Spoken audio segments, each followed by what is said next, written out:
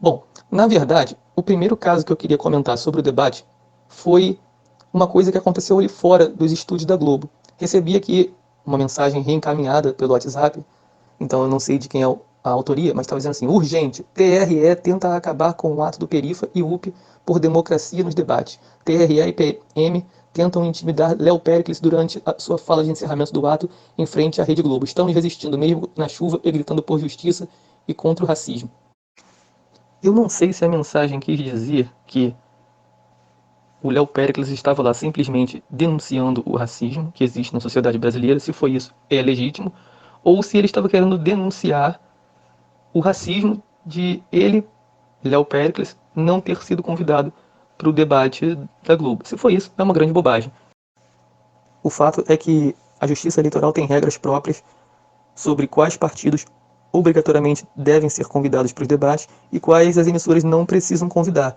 E é óbvio que um debate com muitos candidatos ele não é atraente para o público, fica uma zona. E esse debate aí com um monte de candidatos já não foi aquilo que deveria ser, né? Entrou aí o padre só para tumultuar, né? Entre outros candidatos aí. Então, o público que queria ver mesmo era Bolsonaro, Lula, de repente uma Simone ou até um Ciro Gomes. Não muito mais do que isso. Então você botar Léo Péricles, Vera Lúcia do PSTU, Eimael, Sofia Manzano, por acaso, esses 4 candidatos que ficaram de fora, 2 são brancos, 2 são negros, 3 são de extrema esquerda e um é talvez de centro-direita, não sei. Mas assim, de fato, são candidatos de partidos que não têm a mínima representatividade. Não têm deputados federais suficientes e, por isso, não é obrigatório que as emissoras os convidem. Não vejo problema nenhum em não serem convidados. Deveriam brigar para fortalecer melhor os seus partidos primeiro. Eu tenho uma opinião aqui sobre o sistema partidário, que reformas deveriam ser feitas.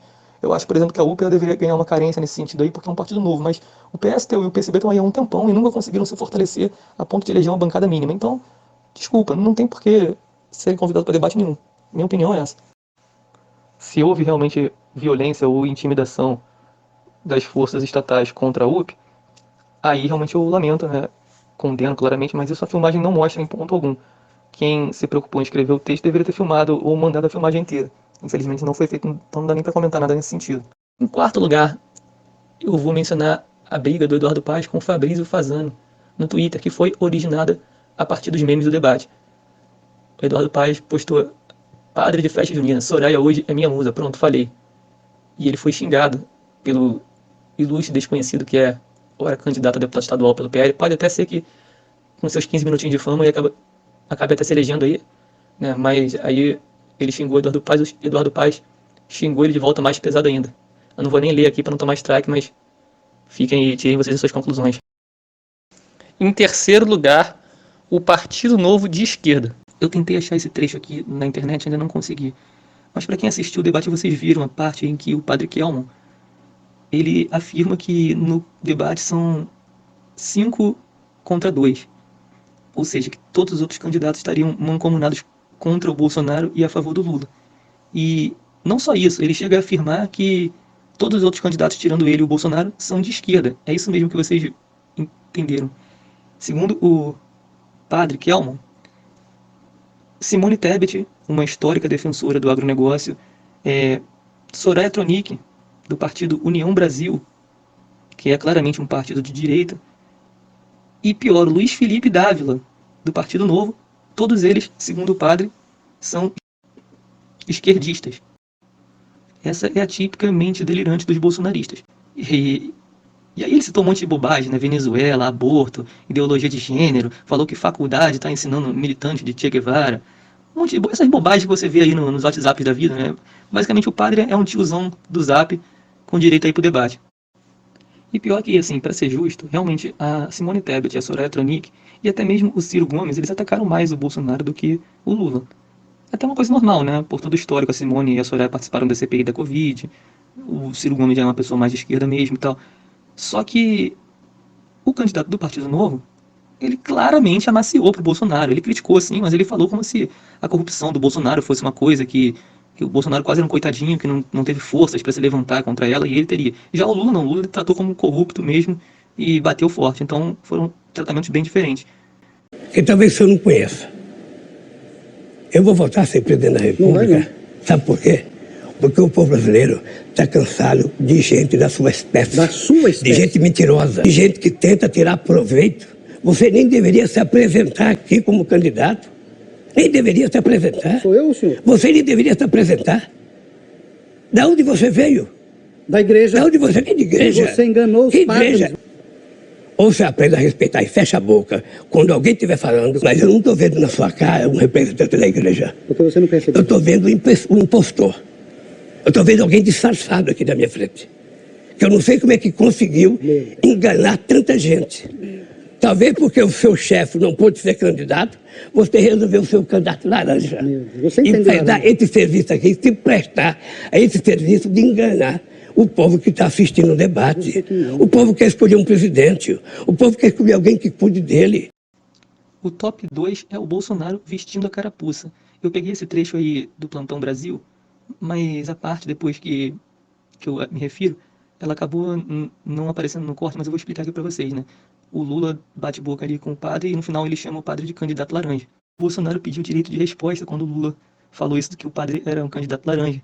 E o Bonner naturalmente respondeu: candidato, o direito de resposta foi negado, o senhor nem mesmo foi citado.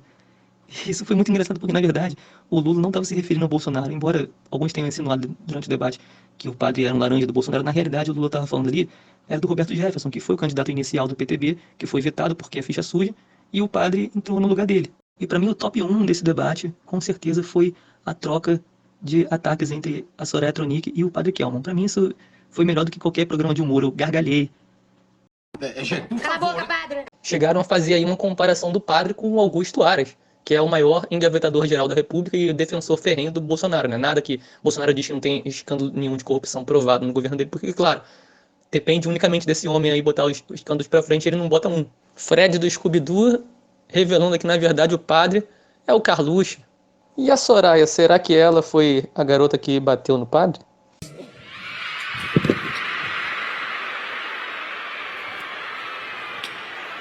E o Jorge Aragão, hein? Pediu o direito de resposta para esclarecer que ele e o padre não são a mesma pessoa. E o grande momento da noite foi quando a Soraya chamou o padre Kelmon de padre de festa junina. E o pior, foram lá pesquisar no Instagram dele e ele realmente tem uma foto sendo padre de festa junina mesmo. Isso foi demais. A fantasia de padre já tá à venda aí na internet também.